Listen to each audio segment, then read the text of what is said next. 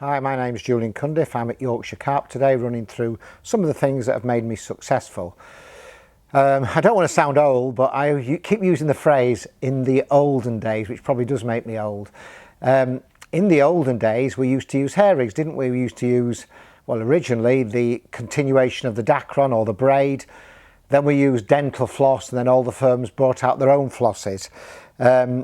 For most of my carp fishing, I use bait screws to mount my pop-ups. Most of my carp fishing is with pop-ups anyway. I would say that 95% of my carp fishing is with pop-ups, and 95% of those pop-ups are quite hard pop-ups. I always mount the pop-up on a bait screw. Now, a lot of people were unconvinced about bait screws, and some of the early bait screws were very crude.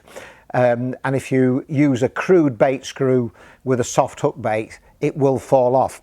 But if you're using hard hook baits, and most pop-ups are hard because of the way they're made, and a bait screw and you use it properly, these never come off. I have caught probably thousands, if not tens of thousands of carp on pop-ups and bait screws. I simply don't use dental floss anymore. The thing about a bait screw is it's a bait screw, not a bait prong. So people shouldn't just push it on, they should actually screw it on. The best ones that I've seen are the ones which actually have two components to them. They have the actual screw itself and a little oval ring. That allows movement. The more movement it is, the harder it is for the carp to get rid of it, and the more likely it is for the carp to prick itself. Once you've mounted your bait screw on your D-ring or however you're going to use it, it is quite simple.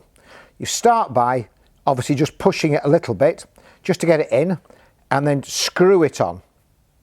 And by screwing it on, it's just like a difference between a nail and a screw at home. You wouldn't try and put something together with a nail, which you should be using a screw.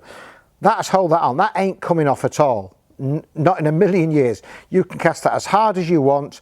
You can fish it for as hard as you want. As long as the hook bait is hard, that is not coming off, and that's what I use all the time. As you can see, the free movement allows it to turn. And anything that allows it to turn makes it more difficult for the carp to get rid of.